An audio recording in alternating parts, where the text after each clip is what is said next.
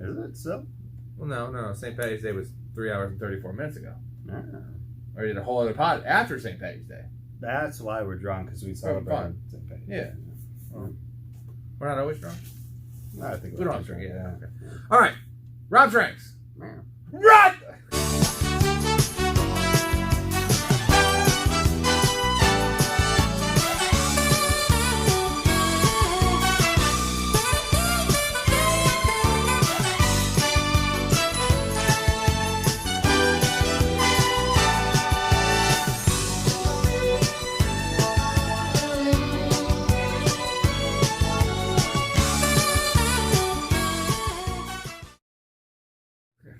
Be good. It's gonna be good. Great. This is gonna be great. Top 5 movies of all time. Oh. With some honorable mentions. This one was difficult for me. Yeah. I can't. I don't know if I can have 4 honorable mentions, so it was difficult for me. Yeah. But before we go to that, I have a question for you. Sure. Big question. You're gonna be very confused by this. Uh-huh. If you don't know this, I'm gonna have questions about your sexuality. Oh. When did you lose your boob movie virginity? Boob movie. Right? Virginity. Because So for when did I us, see that'd the be your first boobs? boobs you ever saw. I already know this. Oh, I good. already know. Okay, you're not gay. Definitively. Let me What is it? No, let me put the cap What is on it? the time. It was the movie Species. Ooh. How old were you? Oh, too young. Too young for boobs. Species is 1992, I believe. Yeah. But you probably, I don't think you saw it when you were 4. But. I remember watching Species, probably the first 3, and there was boobs. And there was something about... No, 95. Okay. Something about the boobs that drew me to, like... Do you know the actress? No, I don't think she... Tell me about the boobs. They're good. I don't know, they're firm. I don't know, she was a blonde chick. I don't know, they're just hot. Those are them. Yeah, they're hot. Found them. Hot boob. Hot Natasha Henstridge. She didn't know her name. Russian, yeah. Now you know her name. Yeah, no, it's... wow, they're pretty nice. Okay. Well, as a young you man that didn't really understand what boobs were. We'll better go about. No, wow, okay. Species was the first movie where I'm like, oh, okay, like this is doing something. Look, right? She's taking it off. Okay. Yeah. So Species was one of the first. Good. Yeah. You didn't think I'd come with that question. What about for you? Right? What about for you? Huh? Well, mine's a double-edged sword. Yeah. Because I'm a big Halloween guy. So. Oh, Jamie Lee. That would be seeing a dick. That's what I'm asking. Yeah. No. So Halloween 2, obviously Halloween 1, there is tits. It's PJ Souls, and it's harder to see. It's not as gratuitous as Halloween 2, which I actually looked this up before. I do a little bit of research. Pamela Susan Shoop is her name. For Halloween 2. Okay. This is really gratuitous. This is when she dies in a hot tub where she goes in with this guy, and Michael Myers is in like the other room where the temperature gauge is at and turns it up. She's like, go turn it down, it's too hot. And then he goes out to turn it down. Myers kills him and comes in and her back's to him, and Myers puts the hand over there, and she thinks it's the guy, and it gets so hot where he kills her by like pretty much drowning her, but like her face melts off. But every time he like dunks her tits come. It's very, and even before she gets in the hot tub, but she takes her clothes off. It's very, very gratuitous. Very booby, yeah. Love it. Good tits too. But what's funny is I was telling Erica about this situation, and I was like, I'm gonna ask Cass this awesome question, which is every guy has it, right? Guys know. I know. I'm happy. Yes, we should know that, right? Like, and I was like, well, what's your first dick? Because it's equivalent, It can't be like, what's your first peck? First time David Hasselhoff, you saw his chest. Well, first dick is probably more definitive because they see dicks in person, right? Right, but they've probably seen them before, whether it's health class, yeah, health class, yeah. Right. No. But it's usually like the first porn they saw. Sure. You know what I mean? And there is some dong in movies, but it's always limp. Sure. And you can't really count that. Yeah. So hers was some type of porn she saw where I don't want to sell you out the river, Erica. Either way. It was just interesting that, like, for guys, it's so definitive. So she had to watch a porno. Yeah, like we know, though, the time, the movie, and we pause it. Okay. But, so this led us into a better question, because she asked this question, was what a bukkake was. Right? She's kind of innocent. I got an innocent girl. Sure. And she's with me, which is crazy. You think she'd know all these things. Well, that's a very dramatic going from Right. wrestling boobs to going Bukkake. She asked me what that was. Yeah. Right? And I was explaining to her. I was like, it's a group of guys around one girl. And so... What did she think? She thought it was girl. I said it's Japanese, right? Pretty sure it is. The word Japanese. I think originally it was Japanese. Yeah. Well, right. It ties into Rob's ropes a little bit. But, so, the question I pose to you isn't what a Bukkake is, because we both know what it is. We've both seen it. We're not really fans of it, but it's interesting. How many men does it take for a Bukkake? Right? We also had that, like, what is a gangbang? How many guys? Like, but Bukkake's like, what is your number? Like, what qualifies a Bukkake as a Bukkake? I think 3. Really? See, I had 10. Really? Am I crazy? Like, well, no. Elaborate. Like 3? Like, Elaborate on your 10.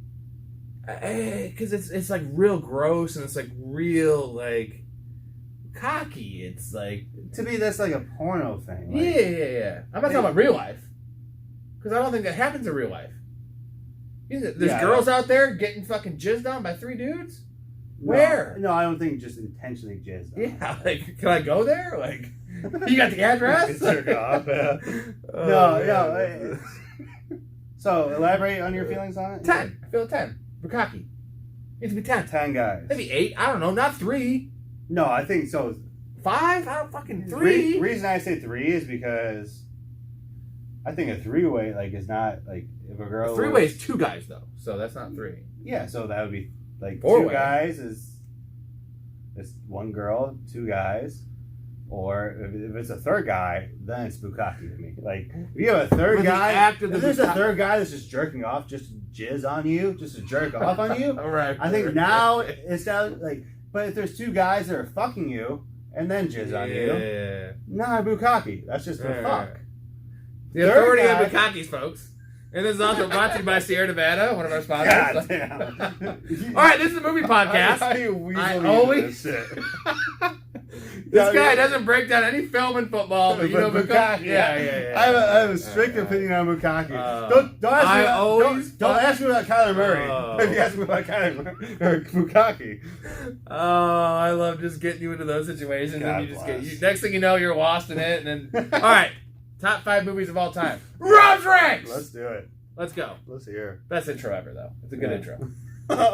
Now I have 4 honorable mentions because I could never keep my list of 5. I'm going to keep these short. Okay. First honorable mention, Toy Story. I had also mentioned that after what we were talking about. That. No, I like that. After the it's a great movie. Believe it or not, Toy Story is only 1 hour and 21 minutes long. Super short. Yeah. Randy Newman. Love the music. Yeah. 100% of Rotten Tomatoes. 100%. Yeah. Oh, shit. Because how could you not like Toy Story? It's great. Sure. It's fun. Sure. And just it really took, animated movies from Disney and the perverted bullshit there, where you're probably hidden Bukkake, right? Like in the background, to where Pixar took it to where it was different. It was great. Yeah. And all the movies that came after, Monsters Inc. You go down the line, dude. Yeah. Toy Story, 1995. Pixar's done a great job. Yeah. Great year for movies, by the way. Come on. I like that. Yeah. Toy Story is what is it? Okay. Next, honorable mention Star Wars, A New Hope. Had to put it on there because I'm a big Star Wars guy. New Hope, is that the... That's the number, episode 4. That's the original, 1977. Okay. Not even close to my favorite one of the 9. I only consider it the 9, but it started it all. $11 million budget, made $776 million. Just started the whole... It just was so influential, and sure. I just... What was your favorite Star Wars Episode movie? 3 is actually my favorite episode. Which is... Revenge of the Sith. That is when Darth Vader becomes... Oh. When Anakin becomes Darth Vader, Yeah. I mean, I have a soft spot for Natalie Portman, as of you. You do, right? So that's when he kills all the Padawans? Yes, the younglings. Younglings. We love Natalie Portman. Padawans, is that correct, sir? Yeah, also. Padawans. Padawan. Padawan's more of like... Padawan. Padawan's more of like the... yeah, Padawan. Yeah. No big deal, Padawan. I just love Star Wars, and it's, again, not my favorite, but my list is more... I love the movies I'm going to put on here, but it's also... I broke it down to you earlier. I would have the Beatles, if this was a music list, I'd have the Beatles on there, even though I'm not a Beatles fan. Sure. I don't mind the Beatles, but I'm going to have them on the list because I have to give them some credit. See, I disagree with that. I still respect the music, and I wouldn't mind listening to it. I just prefer other music. Yeah, so to me, these are better than the Beatles. What would you prefer over? These are better than the Beatles. That was just a way to put it. Yeah. Like I like the movies, and like the fact their cultural impact, the money they made. I like them. Like it's all of those. Yeah. Like it's not my favorite movie because I have like Idle Hands or The Burbs or some weird ass like movie that no one knows. Yeah. And I don't want to talk about that for 5 minutes because they'd be like, "What are you talking about?" All right, Halloween. Oh. Not just because of titties. Because I wanted to give this again, I don't mention, but I had to give a horror movie kind of a little homage, a little not, you know. So you think that's the scariest horror movie? No, I think it was the most influential horror movie because before that, all you really had was like Exorcist, Chainsaw, and like Rosemary's Baby. And then once I would say all those are better horror movies, and then. No, but Halloween made the slasher, teen, all those things a thing. Yeah, right? Yeah. I don't think that's a good thing, though. Well, I love those, man. Sure. Okay, that's a... Nightmare at Elm Street, yeah. Friday the 13th, Scream. Sure. I don't know. And it's a great movie. $320,000 budget. Made $255 million. Holy shit. Could you imagine? Filmed in 22 days, right? Wow. And John Carpenter is just a genius, okay? So that's impressive, yeah. Carpenter did the score, which is one of the most famous, not just the intro score, that, but there's like 5 different, adaptations of that during the movie where, depending on the mood of the film going on, did all that. Directed and wrote it. 22 days, not bad. $325,000. Yep. Let's fucking go. Not bad. Spawned 11 sequels. I mean... Yeah. You know what I mean? Rob Zombie, it's still going. There's still another one about to come. Sure. I didn't even see the new one because I'm just a little Halloweened out. I just want to watch the originals. I want to watch Halloween 1, 2, I love Halloween 4. Wait, did you stop after Fast and Furious 2? Yeah, that's... Because now there's like 10. They just need to have The Rock in the new Halloween. We're good. And then this is a really nice last honorable mention for you. Saving Private Ryan. Ooh. Oh, 1998. Steven Spielberg. You're a World War II guy. I do. I'm a big World War II guy, not as much as you, but it's obviously the last major World War, the best World War. We love it. It's the most interesting one. Well, there's a lot, the most information on it. I would say that. Yeah, because it's most recent and just the scenes, man. I mean, the Normandy scene, amazing. Yeah. Even pre-Normandy in the boat, the guy's puking. It puts you in the shoes of a man in World War II. Yeah, I remember watching it with my good buddy Archie, who served in the Iraq War. Shout out. Yeah, and him watching it's like, I'm not going to say anything, just watch it and just tell me how you feel afterwards. Like he's like, you're going to feel exactly how a soldier feels after you watch them try and storm the beaches of Normandy. Like just watch it. Just watch the beginning of the movie. Like, right. And that's all he had to say. So many intricate, dark scenes. Well, dude, for me, the darkest scene is the medic dying, right? Well, just like, could you imagine? Like, there's nothing that we can compare to. No, we have no There's no like. When we die, we just respawn in a video game. Right? That's what we compare it to. Exactly. And what we read and what we've seen. But when I can't think of the actor's name, but the most powerful one is when he died. The medic. He's kind of that guy. He's in quite a bit of movies, never a lead. When he dies, when they storm that little small bunker, and it's like only 3 guys, but he gets shot. They're all happy at first, and then he's down. But he's the medic. Yeah. And he's just like, they're like, tell me what it is. Like they're trying to describe what the injury is. Like how do we fix this? Yeah. I need more morphine. And he starts calling for his mom. It's dark. That's when they try to kill the guy, I mean, that's Tom Hanks. Again, any Tom Hanks performance, and I'm sure we'll get to it later. It's amazing. I don't know if that's his best, but the handshaking, telling him he's a school teacher. Yeah, he's just a normal guy. He's just And, believe it or not, the twist, where the very beginning, the cemetery scene, dude, you think that's Tom Hanks. You're going to make me cry, yeah. Right? But it ends up being Matt Damon, who you don't see for fucking an hour and 40 minutes. He's the one visiting the graves. Because Tom Hanks saved his life, right? Yeah. And that's a nice twist. It's almost like an M. Night Shyamalan twist, right? Like it just. That's a great scene. That's where it hits. That's where it hits home. It's sad. Tell me how I lived a good life. Just stop. I don't want to cry. I'm sorry.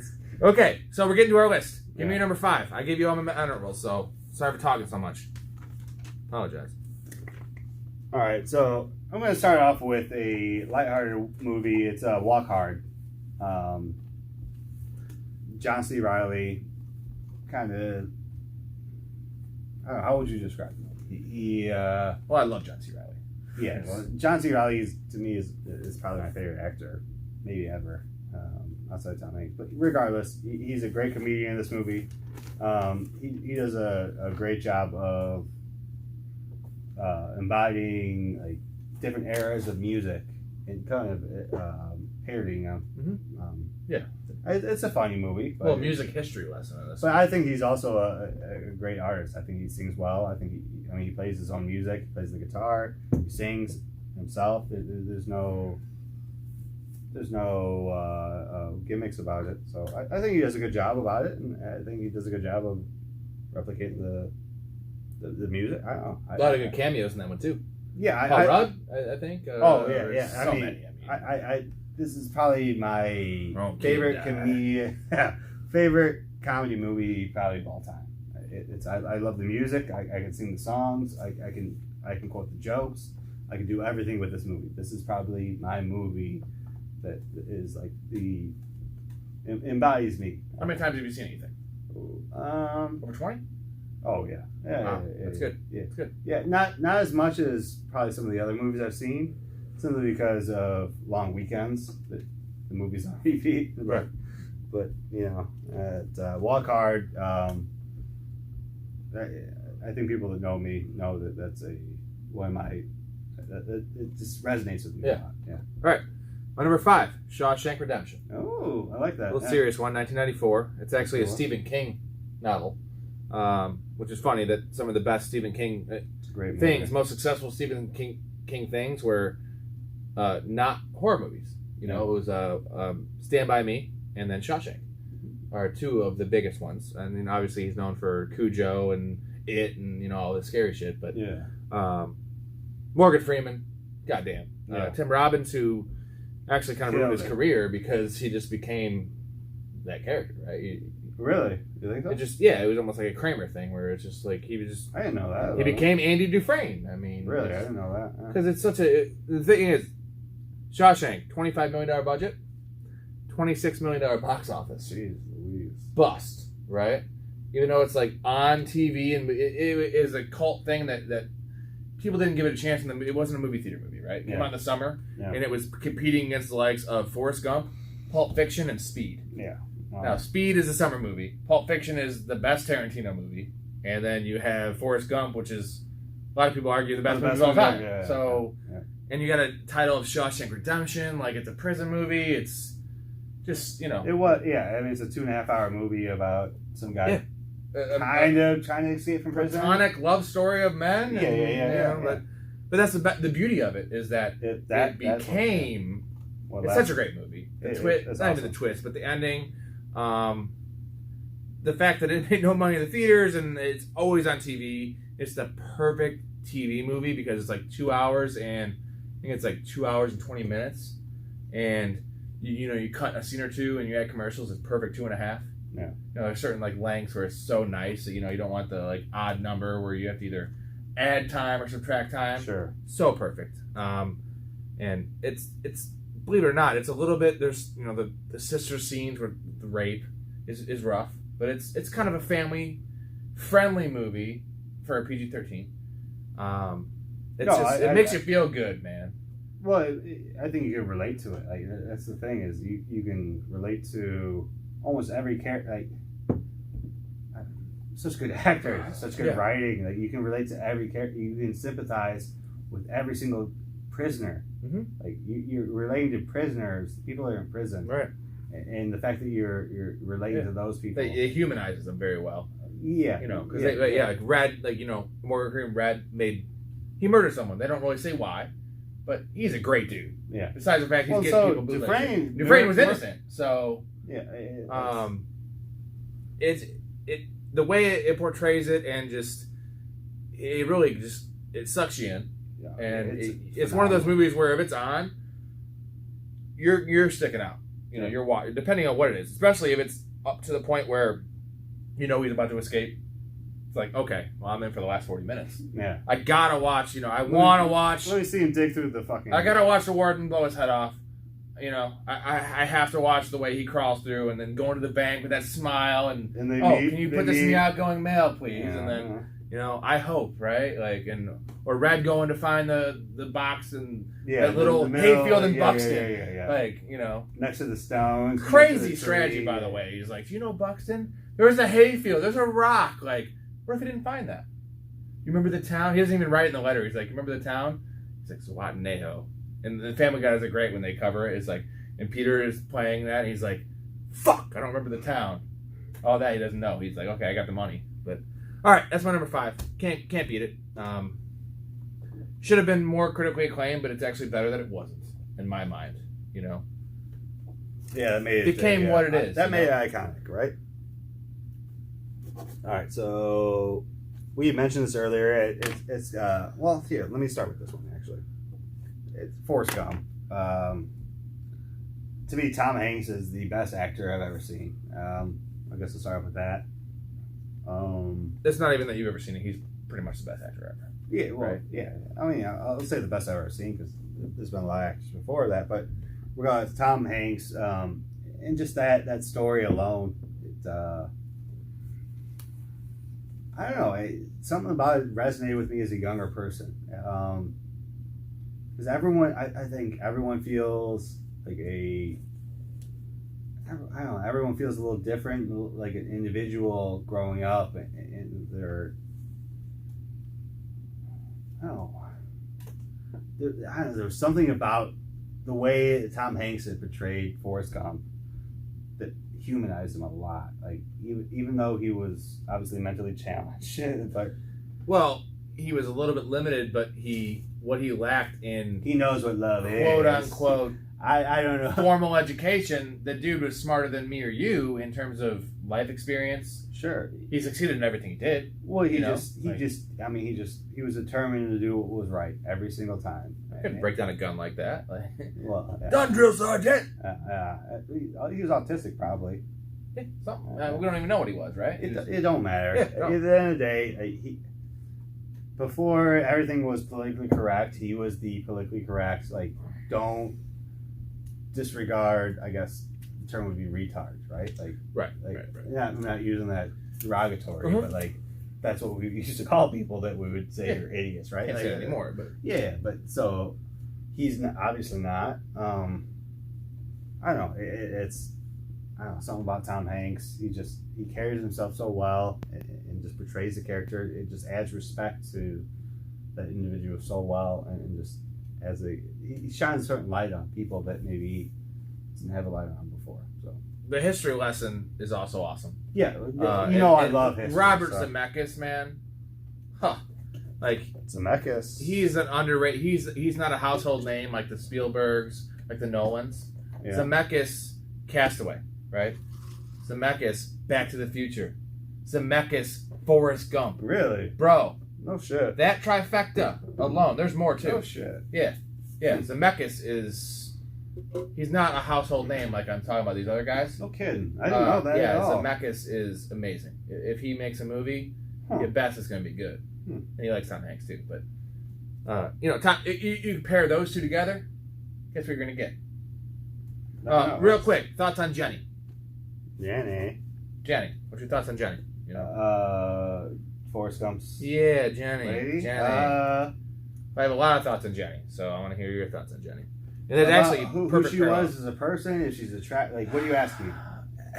Jenny, the character. What do you think about her? Good person, bad person? Selfish as hell. She was the antagonist in the movie. She was the bad guy. Essentially, yeah. Right. Well, there was no other bad guy, right? People would say that society was a bad guy for Forrest Gump, but he succeeded. It was really Jenny that was the person that not actively a bad person, but terrible decisions. Selfish.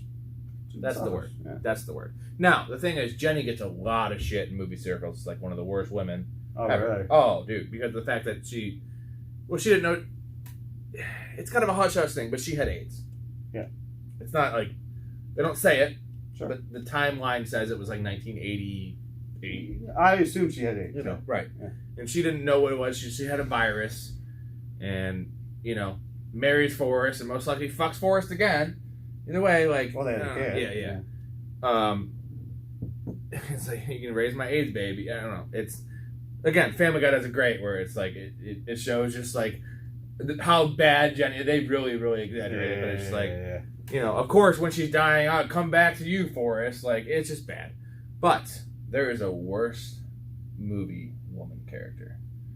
The thing is, they're not trying to make Jenny seem bad. Like, it's not like she's actually she's not like killing people or anything. Right? No, she was she drove the plot forward. Right. Yeah. But she is, like, known, like, in, like, movie circles, people hate her.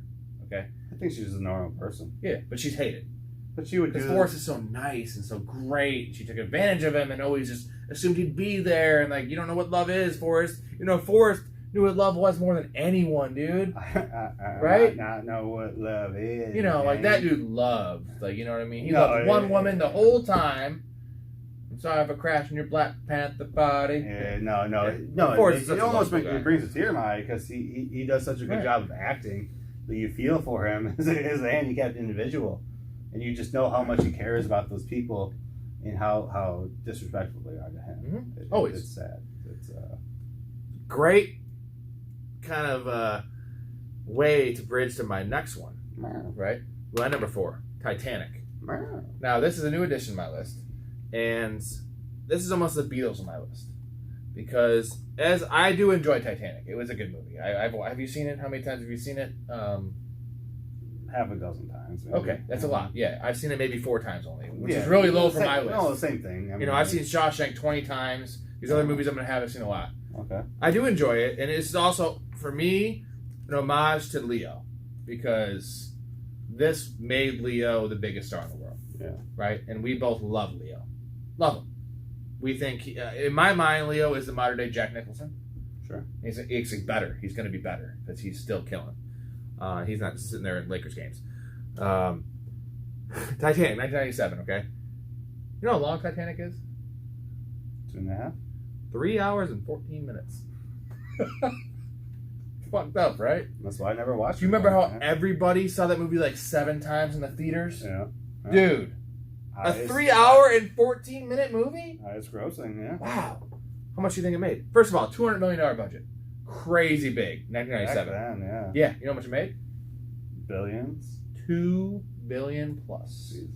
Yeah. That's crazy. It was the top movie in the world for 15 straight weeks. What? All-time record. Wow. 15, that's 4 months. 4+ months. Wow. Movies don't even stay in the fucking theaters for 4 months anymore. This is like 4 years ago they don't do that. This was the number 1 movie. Wow. Okay, so that's just a couple things about it. That's why I kind of had to have it on there. And I do enjoy the movie. Yeah. I love Leo.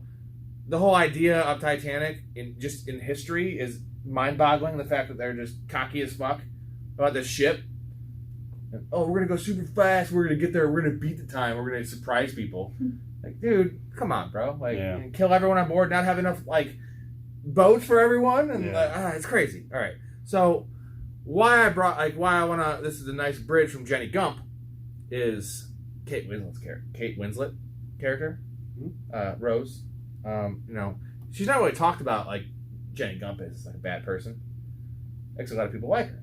Because she kind of left the douchebag and loved Jack. She was the protagonist of the story. Yeah. She's the one telling the story. Do you want to hear why she's the worst? I think I have an idea, but I would like. Oh, there's more. Yeah, it's bad. Go ahead. It's really bad. And I'm gonna give my source here a little bit. Bill Simmons. I love Bill Simmons, and he does the rewatchables, and he did the Titanic, and I listened to it, and he had this point, and I kind of piggyback on his, but. He was even harsher than I'm going to be. But so she was already going to marry this guy named Cal, that douchebag, dark hair guy, right? His name's Billy Zane, I believe, is the actor, right? Was it? Yeah, Billy Zane's the actor. Yeah. Who's the worst guy ever for money? Sure. So again, that's not the worst thing in the world. A lot of women do that. A lot of people do that. Okay, but not a good trait. The whole reason she met Jack, which is Leo, the fake suicide. Well, I'm going to call it the fake suicide because she was thinking about falling over. You're saying it when she was on the... Yeah. She was...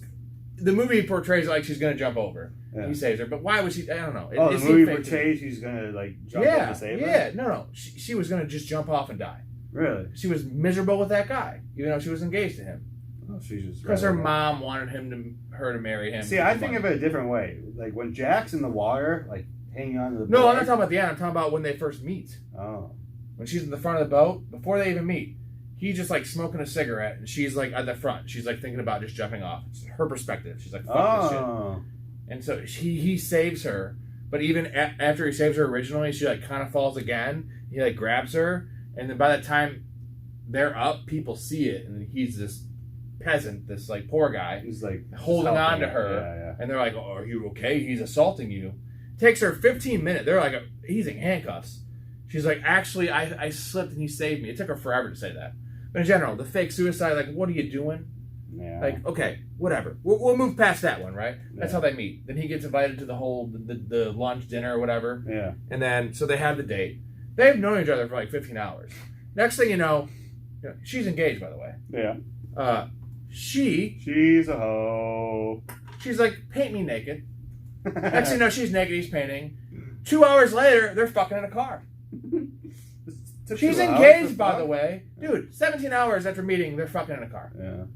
Now, cool if it was me, but this is a movie, and it's 1912. Girls aren't that slutty back then. She's engaged. Just saying. Kind of a heel. She's cheating. Kind of toxic. Let's move past that. Okay? That all happened. Let's get to the end. Jack does all those things, right? They get the piece of wood. Yeah. She's on it. Jack tries getting on it. Doesn't work. She's real quick to be like, oh, I'm on it. Just stay here with me, Jack. Doesn't rotate spots. Like, dude, he's going to die. Yeah. The water's 0 degrees. She passes out, eventually has the whistle, and still thinks she's alive. Whatever. I'm not saying she killed Jack, but she could have tried harder to help him saved. I don't know. Like, it just... All I'm saying is, I guarantee Jack in those final moments, it's like, I wish I never won that poker game to win the tickets to the fucking... Right. Like, if I just never won that poker hand... If I never won that gambling hand, I would never be on this fucking boat. I would still be back in fucking wherever. Apparently, the sex in the car was that good. Because he was happy. But, alright, so you think it ends there. It doesn't end there. Because in the beginning of the movie, the whole part where they find her, and they're looking for that necklace she has, it's worth like $500 million. Yeah. And they find the picture of her, and they dig it up from the ground. They get her, right? And it's her granddaughter and her. So she got married after Jack died. Okay? And she's like 90 years old, bro. She got married. I'm guessing her husband died, so it's her and her granddaughter. So she got married, was with a guy, has grandkids. And when she dies at the end, essentially it's like she dies. Yeah. She is going to Jack. Right? It's like her back on the boat. She's going to Jack. She wants to spend heaven with Jack. See, I don't remember the... Yeah. Honestly, I don't Jack's there, and that's like her heaven, She's like imagining this. She knew Jack for 2.5 days. Yeah. She was married for like 60 years with this next guy, had grandkids and kids. Fuck that dude, right? Like, you're gone. Like, I was married to you for 60 years. You had me 4 kids. It's not romantic. I'm going with Jack. Yeah. Right? And can you imagine the life that guy had to live? Yeah. Everything was about Jack. Like, I'm married to you. Like, any cold night, they're sitting there, anything cold, her eyes are off. And the guy's just like, what do you think of it? She's like, oh, yeah. Jack. The guy's just like, what the fuck? Yeah. The guy I knew for 2.5, he saved my life. I knew him for 2.5 days. Crazy. There's more. While I was engaged to someone else. Yeah. Yes. There's more. Oh, gosh. At the very end, when she's dying, there's a nightstand. Okay? Yeah. And there's pictures of her. To kind of show... I believe it's a director flaw, but they're showing the life she lived, right? It kind of similar to Saving Private Ryan, where he's like, tell me I lived a good life. Yeah. There's 8 pictures. Every picture is just Rose. She's like riding a horse. She's like doing all these things, like showing she lived this life. Dude, there's no pictures of her family. There's no pictures of her husband, of her kids, of her who the fuck has 8 pictures of just them. Themselves. The worst person ever. Yeah. Like, dude, who's taking these pictures? First of all, it's all her husband. Like, just take a picture of me doing this so I can have this for the movie and for Jack. For me and Jack, please. And there's one more. Okay. Oh, she has the necklace at the end. Remember how they... Yeah. She throws it in the water. This $500 million necklace. She has grandkids. The world has a lot of money problems. She's about to die. Just give it, I don't know, sell it, give it to your family. She puts it in the water, in the ocean. Gone. $500 million down the drain. But it's for Jack. Right. Yeah, so Rose. Worst character ever. Yeah. Alright. I agree with you then. Is that crazy? Hold on here. Fuck Rose. The 8 pictures, though, dude. Who has pictures of themselves? Yeah. No, I'm telling you. I'll show you. It's fucking batshit crazy. Like, I don't know what Cameron was doing there. Like, he was trying to show the fact that she did all these things and Jack let her do those things. She lived a whole life. But, you know, and having the guys, like, he probably died 5 years earlier, 55-year marriage, 3 kids, 8 grandkids, looking for Rose. But remember this one dude you fucked back in the day when you were 22? Yeah. It'd be like on the boat. Remember that dude you fucked on the boat? It'd be like me marrying Erica, and we are married for 50 years, and we both die. And if heaven exists, I get up there and I'm looking for her. I'm like, I'm waiting for you. And she's with this dude she met at spring break for like a day. She's like, we had this concert. Yeah. I'm like, what the fuck? Remember I painted you with my with all right, sorry, that was really long, but that I had to be done. Yeah, no, that's fine. What do you got? What do you got? Funny. Let's go here with I'm gonna go with another Tom Hanks, Castaway. Ooh. I don't know what it is about this movie. It's probably my favorite movie ever. Is Castaway. Just watching one of my favorites as well. Just the individual, just I don't know, just deal with the I don't know how would you just the consequences of what I don't know. It's eerily relaxing. You know, the time on the island is just so. There's no music. There's no really talking. It just he feels human throughout the whole process. Mm-hmm. I guess that's the best way to describe it. Because I feel like I would respond the same way he did. Like almost at first when he's on the island, he doesn't know much. He's just trying to figure shit out, and then coconuts are falling, and he's What is that? Yeah, he's still who's here? Right? Who's here? Who's there? Nobody's there, man. It's, right, it's an island, and then he goes almost a little psycho talking to Wilson. Like there's just so much like you can just feel his isolation. Mm-hmm. He does a great job of expressing those emotions. I don't know. I think I'm someone that appreciates being alone. Like I really like being alone and kind of being my own thoughts, but that almost makes me second guess. Yeah. Pros and cons, you know what I mean? Yeah. Like how alone do I want to be? Like, as much as I don't want anyone to text me or call me. Yeah. How much of that do I really want? And they did a really good job in the beginning of the movie of showing the way he is alone because of all the travels, right? And like the fact he's a lot of times communicating with the pilots and the ones, flight attendant, right? On these crater or whatever you call them, like they're freighters. Freighters. There you go. Craters. Okay, yeah, craters. And the fact that the way that there's a couple weird scenes in the movie where there's one where when he first meets Helen, when he first gets home to Helen Hunt, and she's copying her dissertation or whatever, and they dance. They're dancing to the copying machine. It's kind of a reflection of their relationship because it's a very on the surface relationship. Like they're both professionals. He's traveling. Like they're literally dancing to the sound of a fucking copy machine. See, I don't. Yeah, I can't. I don't. The weird thing about Castaway is the beginning of the movie kind of gets overlooked because the movie doesn't really start until he's on the plane the second time when it crashes, right? Yeah. The beginning of the movie is everything because the whole movie is him leading towards Bettina, which is the package that the lady. Yeah. The first scene though is the package that Bettina sends out, and it shows the arch, Dick and Bettina, and then the package goes to Russia, where Tom Hanks is, but he's cheating on her with that Russian bitch. And at the end of the movie, when he goes back there, Arch, Dick's removed, just Bettina. She's single. Oh. He would never have gone there, and somehow he didn't open that package, which is crazy. But the whole arch of the movie was that Helen Hunt wasn't right for him.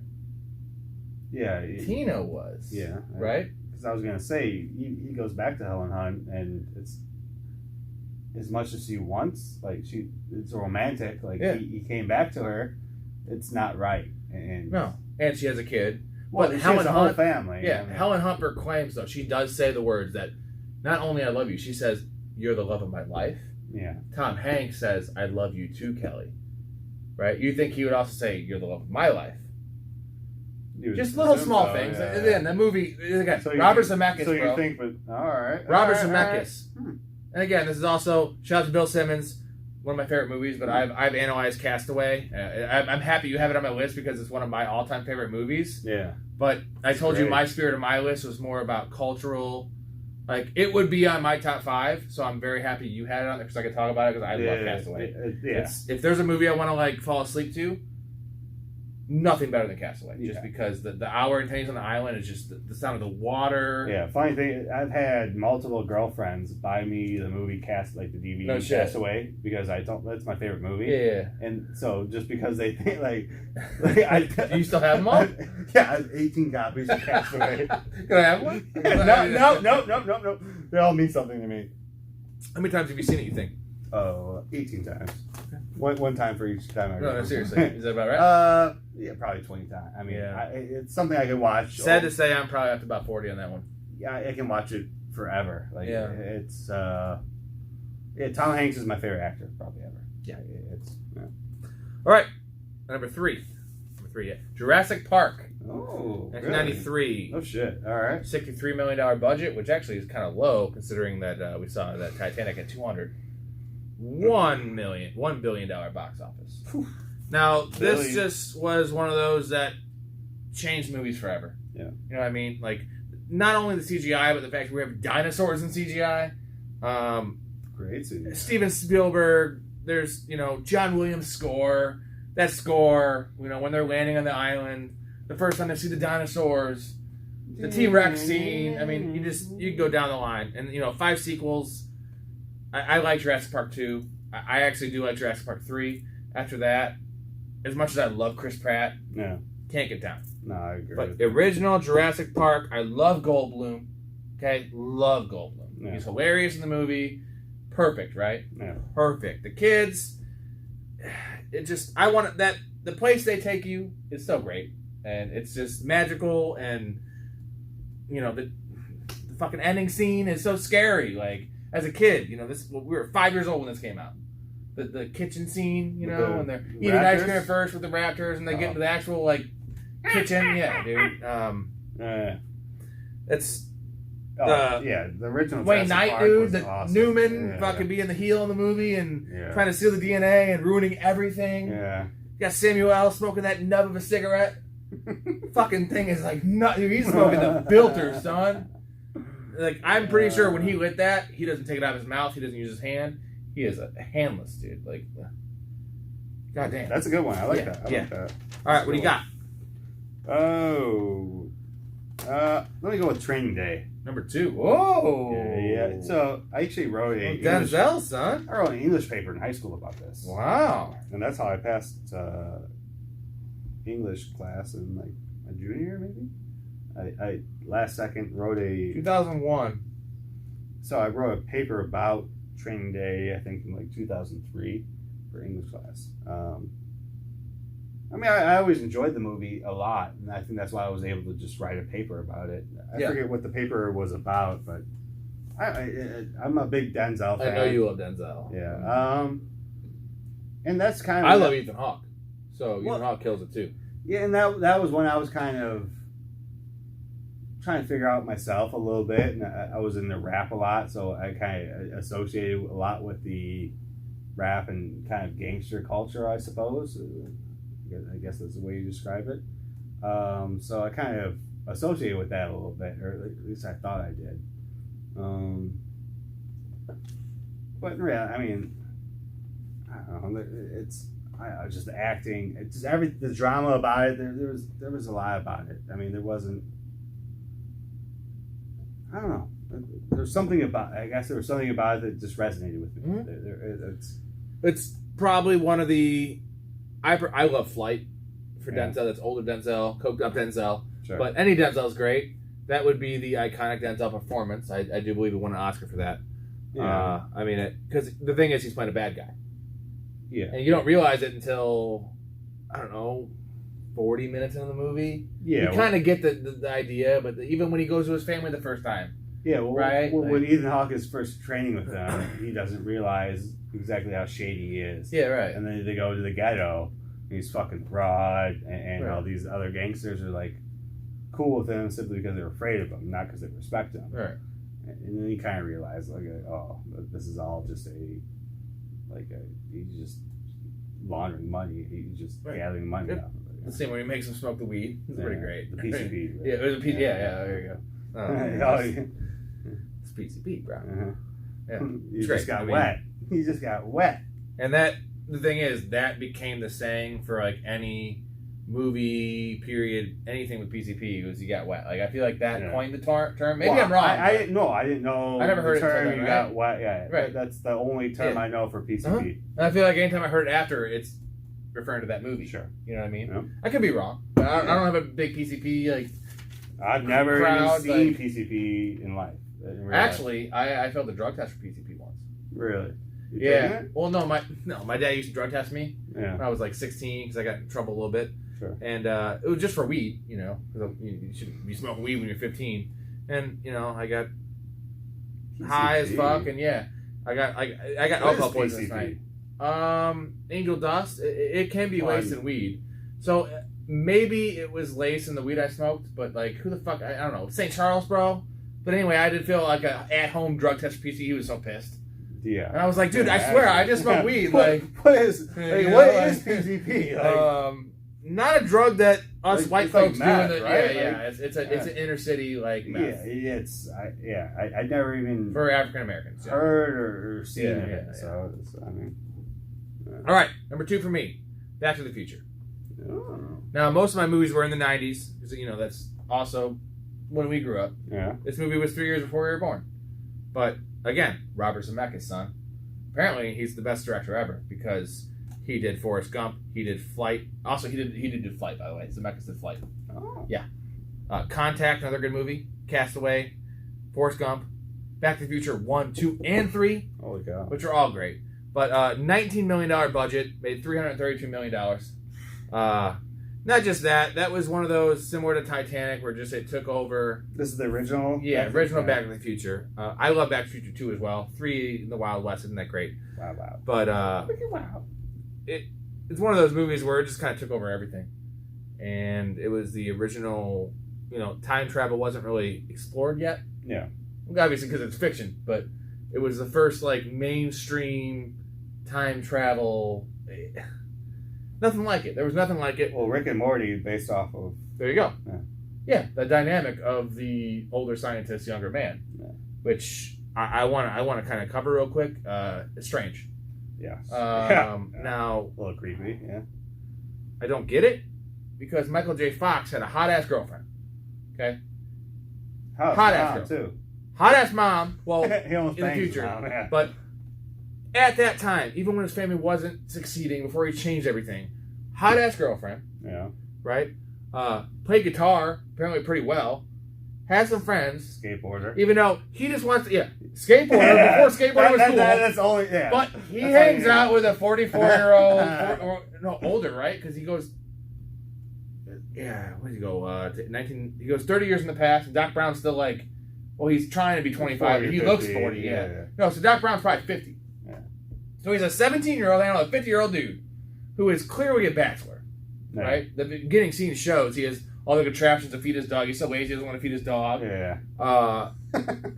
Now, question about Doc Brown. Gay? No. Just married to his work? Just scientist? Yeah, I mean, yeah. If you're about to discover time travel, I think you would get distracted from everything else, too. I think you're that close to... Virgin? No. Experiment a little bit?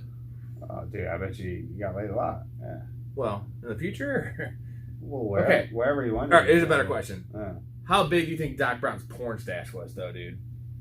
Because he had to have a little bit of a release, bro. He's working 16 hours a day on these fucking... All right, that's a good point. Because right? I think that he probably would have gotten laid a lot in the 70s. probably would have kept the stash throughout Yeah. the 80s. But the hair, and he's weird. Einstein, I don't know. That's a good point. He had a DeLorean, though. That's a good point. But he didn't use a DeLorean to pick up chicks. He used it to fucking make a time travel device. So, what was the purpose of the traveling back in time? well, it was an accident. Was Because he was trying to show Marty how it worked for some reason, because he loved Marty.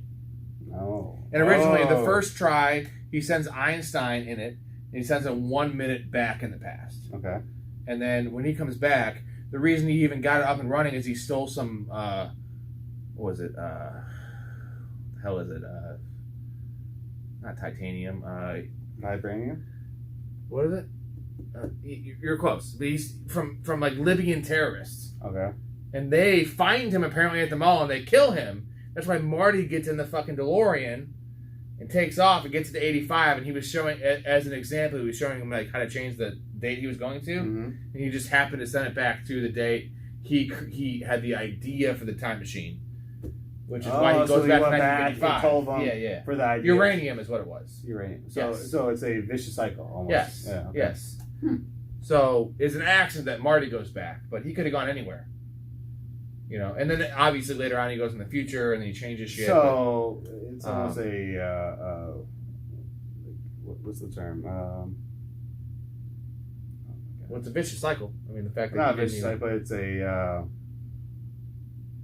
something that if this doesn't happen, that won't happen. Right. Yeah. You know Chain what of I'm events. Well, no, you know what I'm saying. Either way, Yeah. you know. So Michael J. Fox. Yeah. Parkinson's. Goddamn. Family Guy's got some great shit when he's trying to do Zorro. That's hilarious. But besides that, that's sorry. Have you seen it's Kirby Enthusiasm? So he's Larry David's upstairs neighbor, and because of his Parkinson's, he's always stomping. So Larry David goes up to talk to him, talk about his stomping. He's like, "Hey, can you stop the stomping?"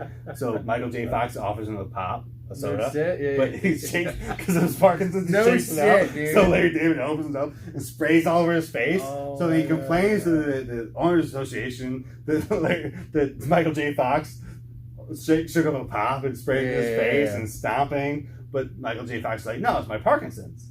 Like, so right. He did it on purpose though. It's literally Michael J. Fox. Right.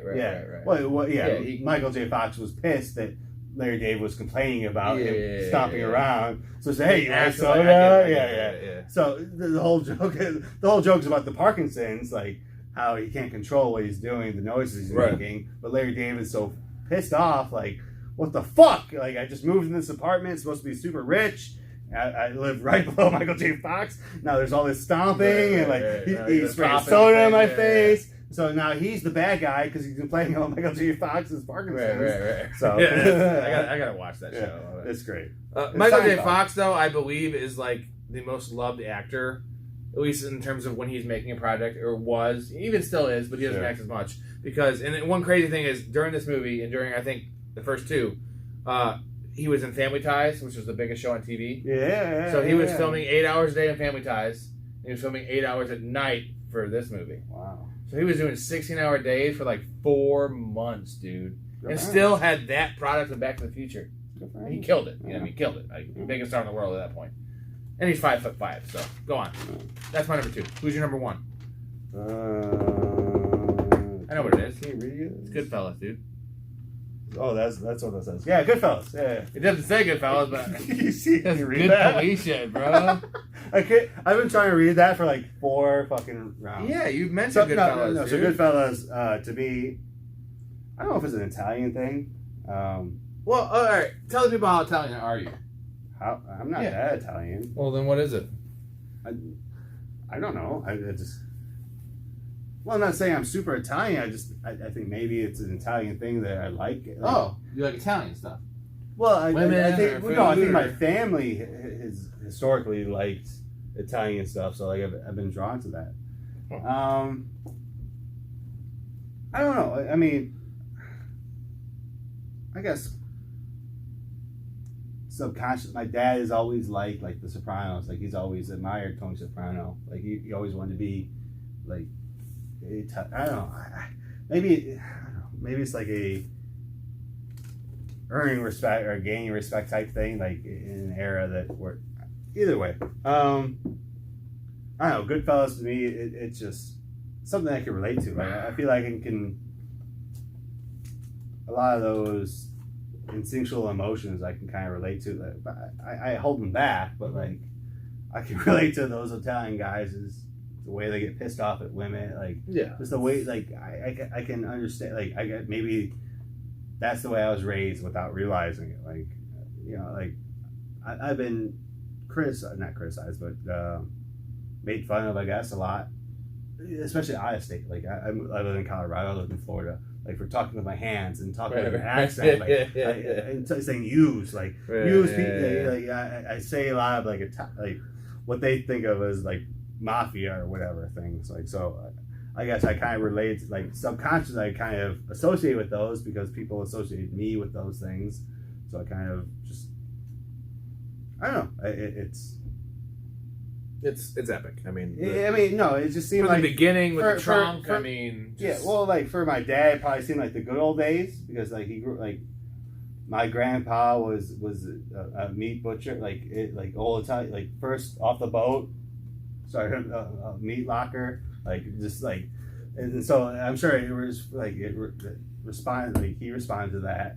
And because of that, I responded to that because he respected it. So that type of stuff. So like Goodfellas to me was just like almost like a biography of our history. It is, yes. Yeah, because I'm Irish Italian. Like, and there's so many smart parts that they do in the movie.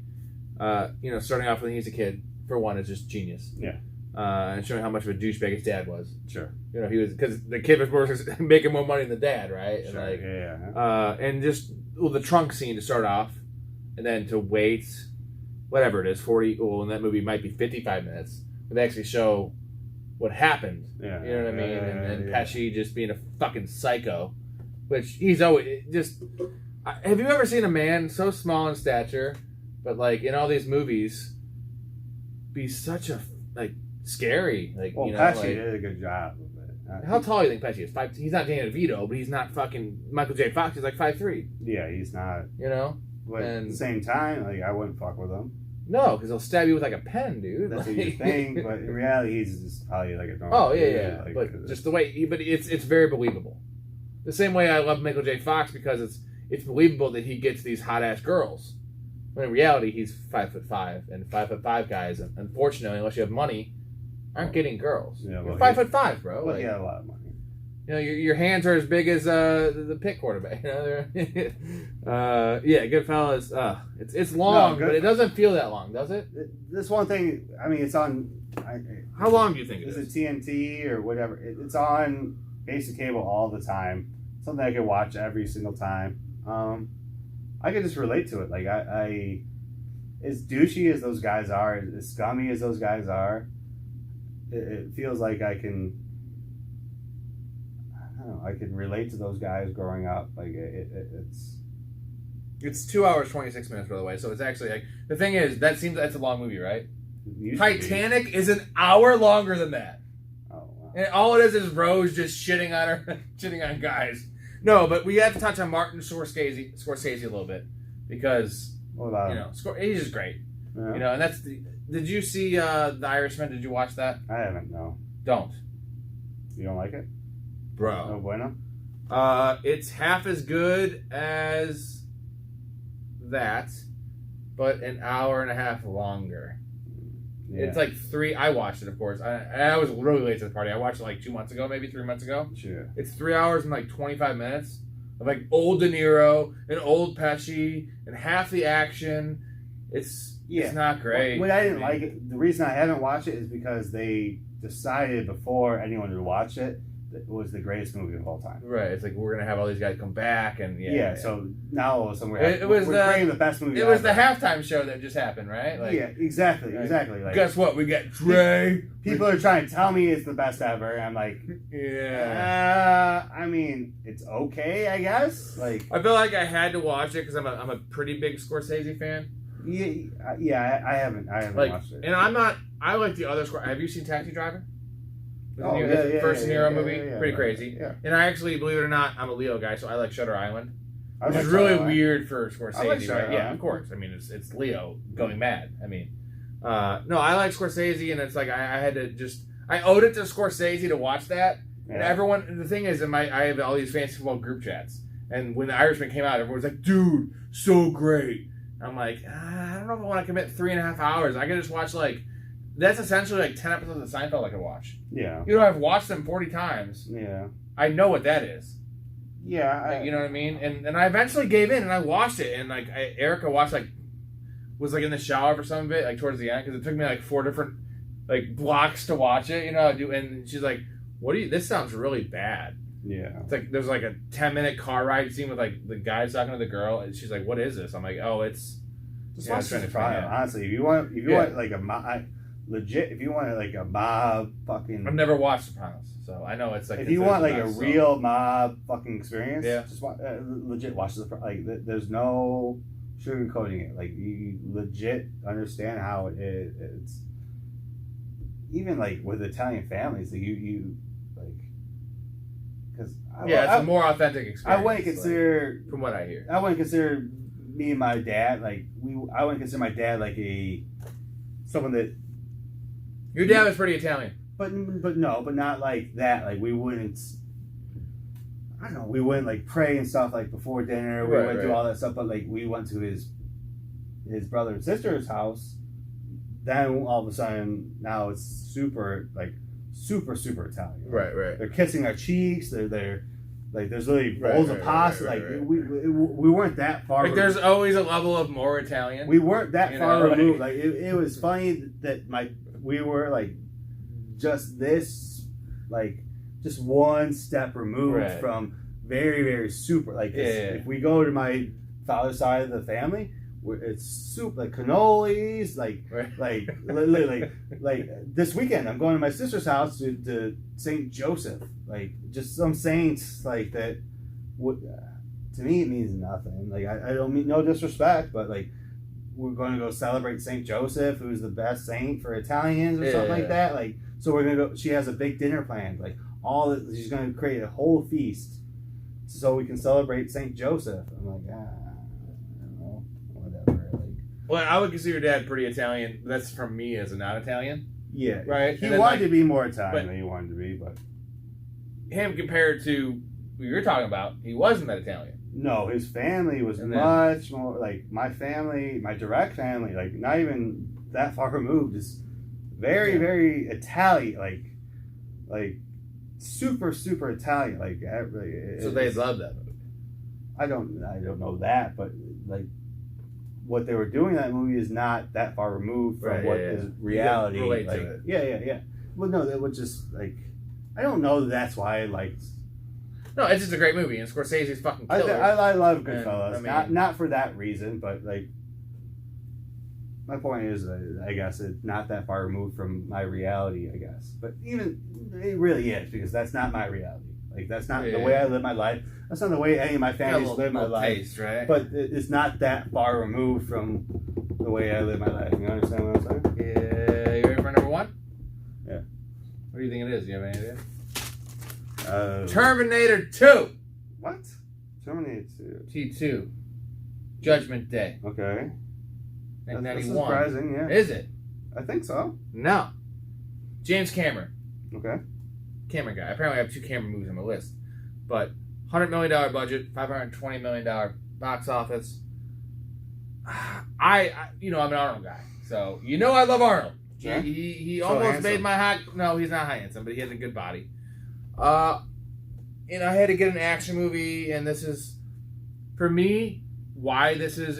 it's actually sad. It sucks because the CGI in this movie... It wasn't that much. They still had, stunt doubles and shit. But it changed movies forever. Yeah.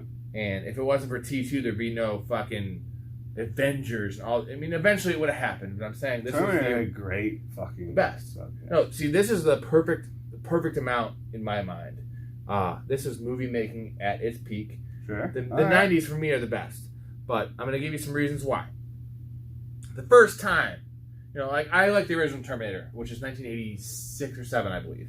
Loved it, And the best thing they did about the movie was, Arnold at that point wasn't as big of a star. definitely wasn't good at talking. You know, he never got good at talking, but he was really bad in 86. Yeah. He had he said 120 words in the original Terminator. He was a robot. He was the bad guy.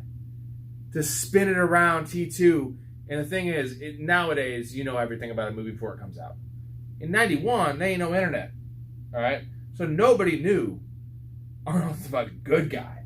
And they kind of in the movie, you know, they show both, and they show Robert Patrick, the T-1000, and he does kill a cop. But Arnold goes in and destroys that biker bar and takes that guy's fucking leather jacket and steals the, you know, doesn't kill anyone, but he fucks some people up. You don't necessarily know. At this point, you're assuming he's the bad guy. Yeah. And when he is the good guy, and when John Connor is running out and he shoots T-1000 and it's got that liquid, again, I wasn't in the theater because I was 3 years old. Yeah. But I could only imagine being in the theater. If we were 14, you know, in what we've experienced at that point, we were born at that point, what would be 1977, the movies we experienced, nothing like that. Yeah. We'd be like...